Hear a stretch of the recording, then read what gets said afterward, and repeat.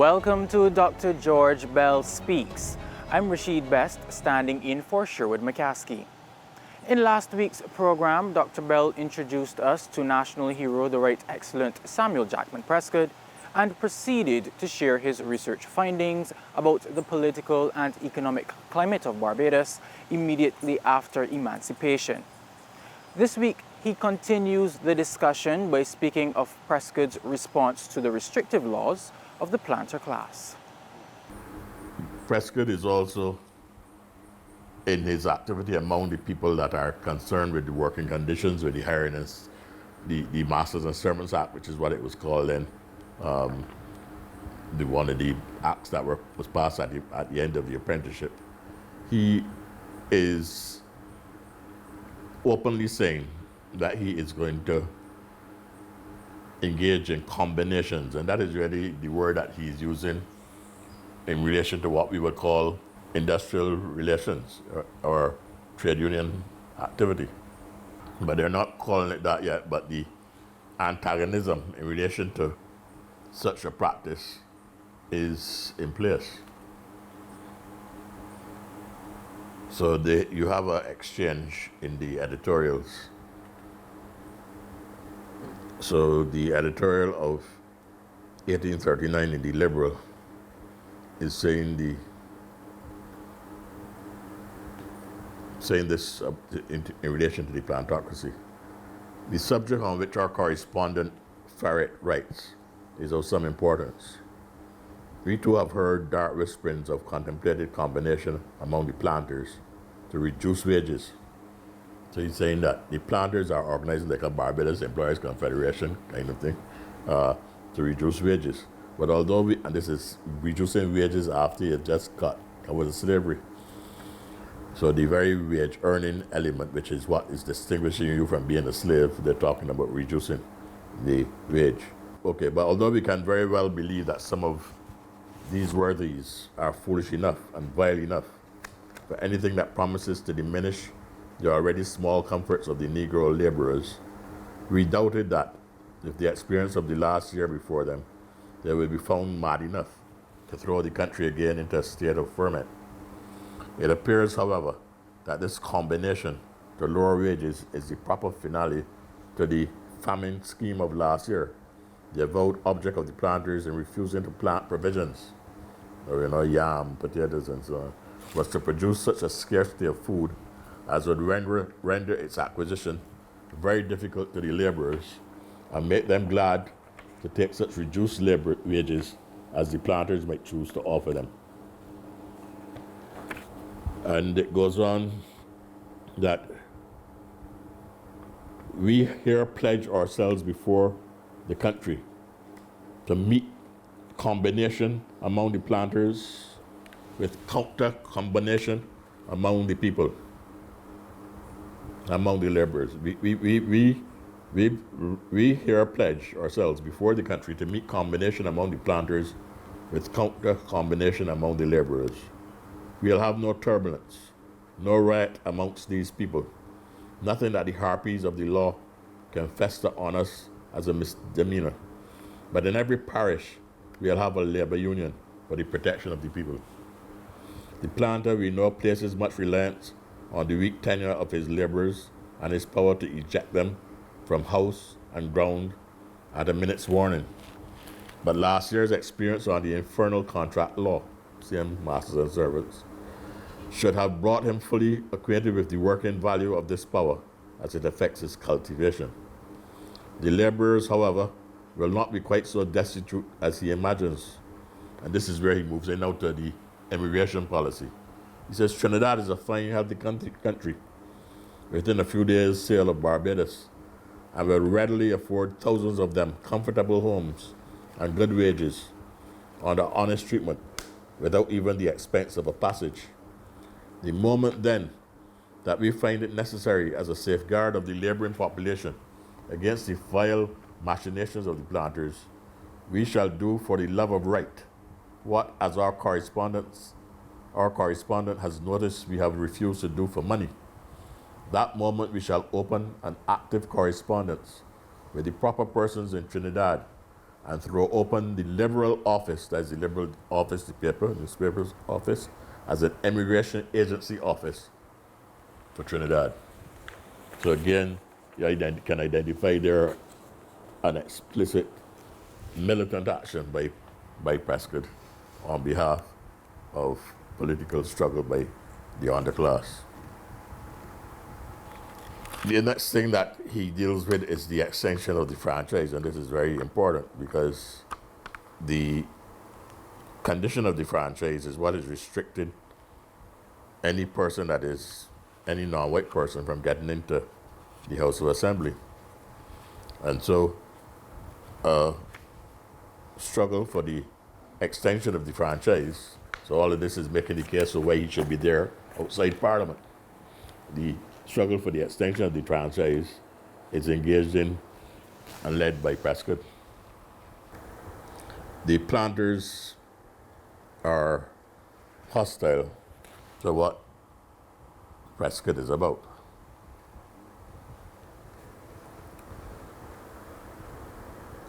So Prescott proposes what is called the colonial union of the colored classes. And that is essentially starting to get near to what a political party would be. But he is actually making it regional. So he already has a regional perspective that the power is best mobilized if we go regional, and that we also have to go in terms of a political organization. So he calls it the colonial union of the colored class. And the people in the House of Assembly see this as a plot designed to attack the institutions of the society, a treasonable conspiracy which could only lead to bloodshed. So they send a dispatch to the colonial office to indicate this sedition.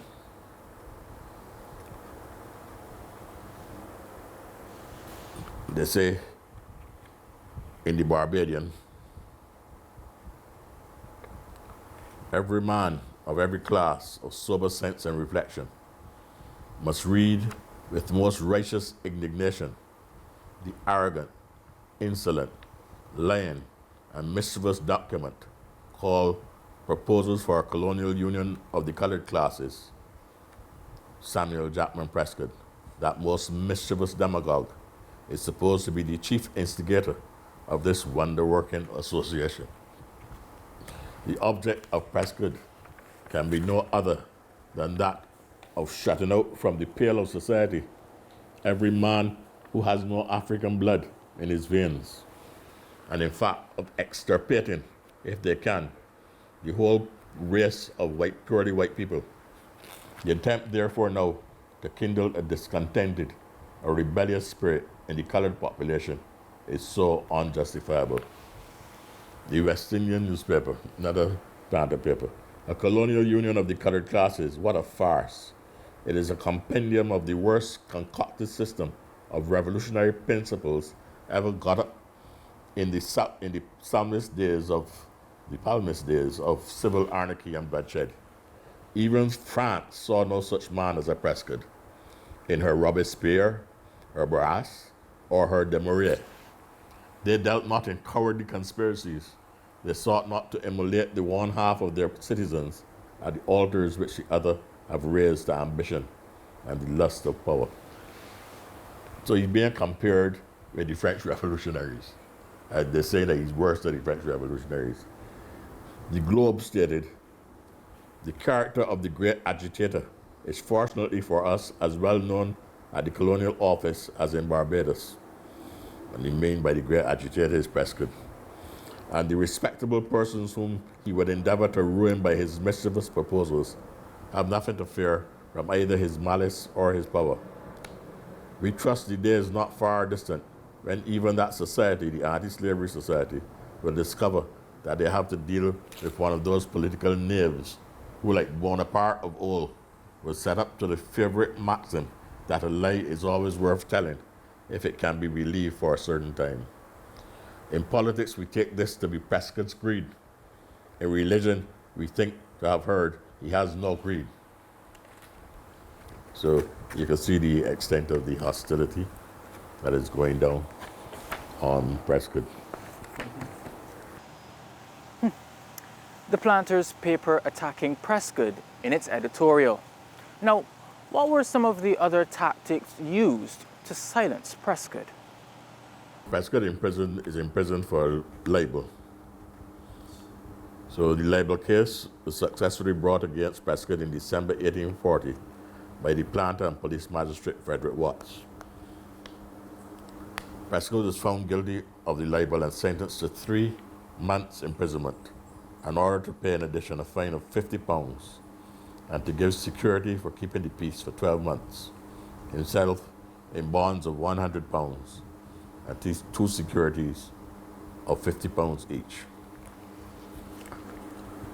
A week after he was in jail, though, Prescott's 3 months imprisonment was remitted by the governor. The governor's rationale for this action was on the grounds that it was Prescott's first conviction, and secondly, there was the possibility of his health being affected by imprisonment. Now we can see that this is probably pressure coming from the colonial office who said that's not the way to go, that can only cause more trouble. So then the governor has to intervene. The reasons for Mr. Prescott's imprisonment are laid out in a memorial in defense of Mr. Prescott that was presented for the noting of the colonial office, the colonial secretary. And in this, it says that, in that memorial, it says that his statements in regard to the St. George deputation to the governor, which is the demonstration that we referred to earlier by the 50 laborers, which his comments, Prescott's comments on that delegation, which led to conviction and incarceration, that should be investigated in order to come to whether it was a reasonable basis on which he should have suffered imprisonment. When Prescott's sentence was remitted by the governor, some of the planter newspapers, the Mercury, another planter newspaper, I was very hostile about the governor taking such action. So again, this shows some of the divide between the planters and the British government. The editor of the Mercury particularly had perpetrated an attack upon His Excellency. Oh, so what is happening here is that the Mercury, the Barbadian is telling the Mercury that they went too far in the critique of the governor. Okay?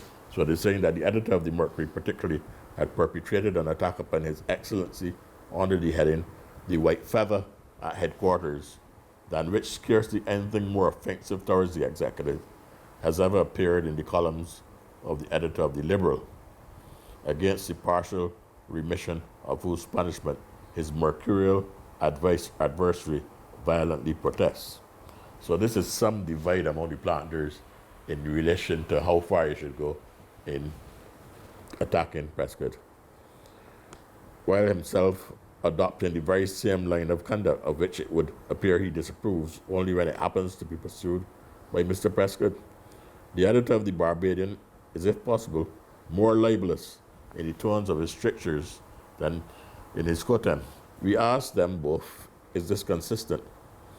Is it not a denouncing of the mote in their neighbor's eye when they cannot discern the beam in their own?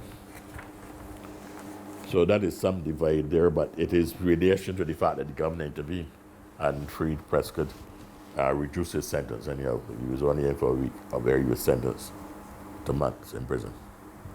Now, there is a description of the celebration of Prescott's release, which was held at the St. Mary's Boys' School.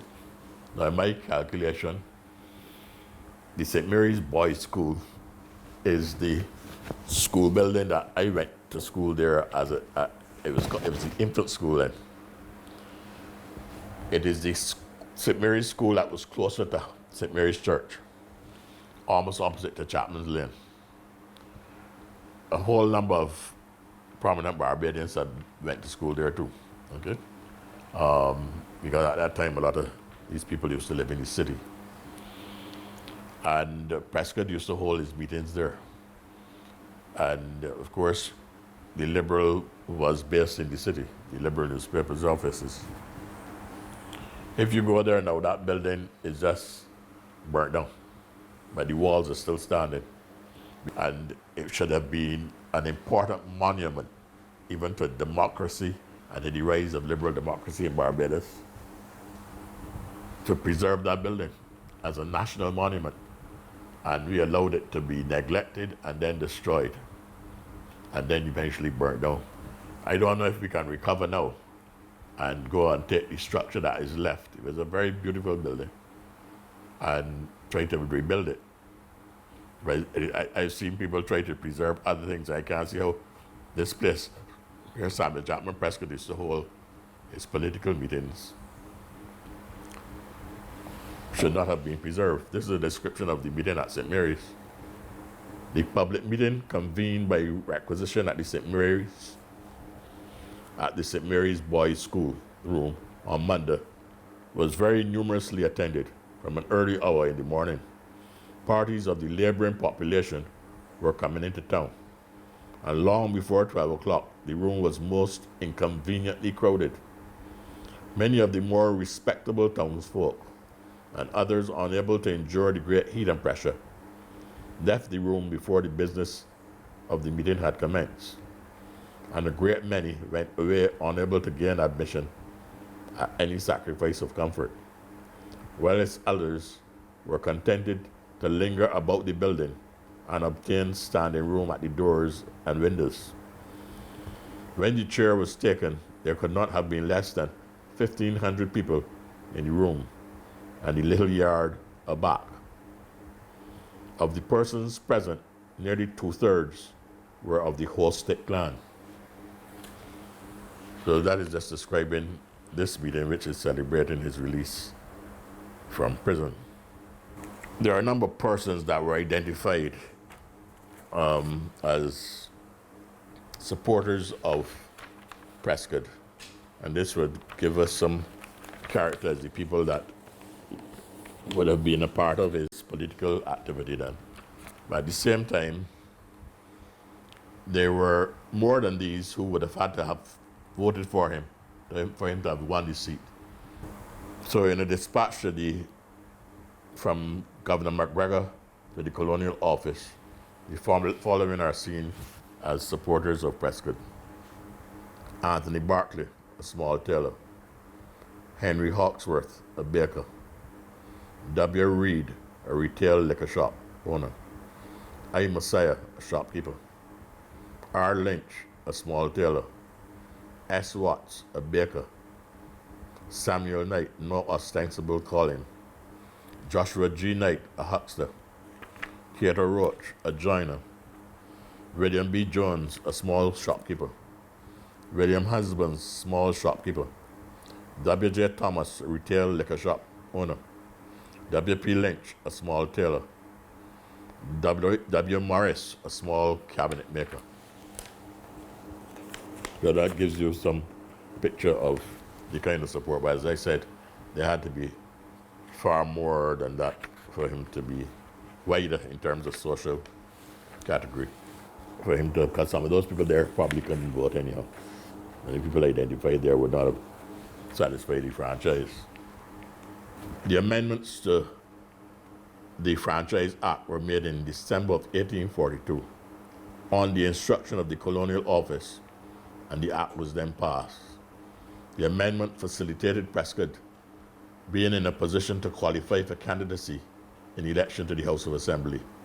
And to this extent, this was a victory for the underclasses. Prescott's candidacy for one of the two seats in the city of Bridgetown constituency was sponsored by what appears to be a grouping of middle merchants, that is the upper section of the colored and black petty bourgeoisie, and the franchise still did not facilitate mass participation in the election.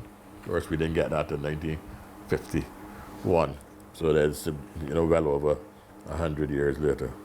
The mass euphoria, however, in the city of Bridgetown after Prescott's victory at the polls nonetheless suggests that the masses saw his victory as theirs as well.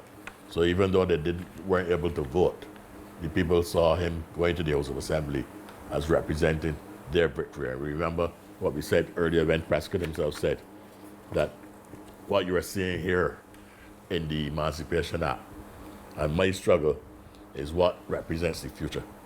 And I think this is the case to say that Samuel Jackman Prescott should be in Hero Square. Interesting. That is exactly what this series Speaks is all about. Identifying your thesis, developing your argument with supporting evidence, and speaking convincingly. Dr. Belle goes on to speak of the divide that existed among the planter class. The planters had come to the conclusion, some of them anyhow, important ones, that slavery had to go because it was economically problematic. Further, it was also politically problematic because, as Eric Williams said, if you didn't liberate the slaves from above, they would be liberated from below. So that there was a section of the planter class that were in favor of the abolition of slavery. Okay? So that would manifest itself in their newspaper as well.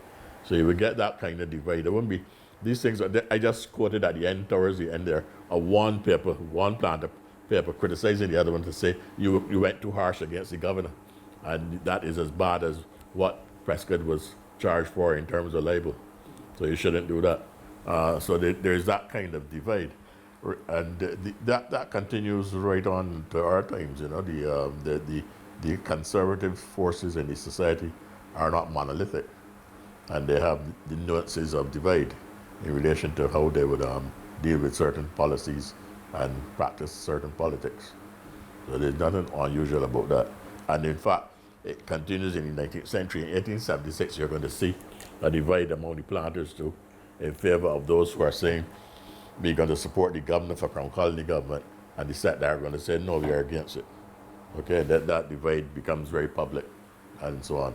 Of course, the ones that are against Crown Colony government win out, because the British eventually concede by saying that we can't afford to risk that in Barbados. They made Barbados a special case, and that's why you get the 1881 then Executive Committee Act, which is why Conway Reeves is celebrated by them.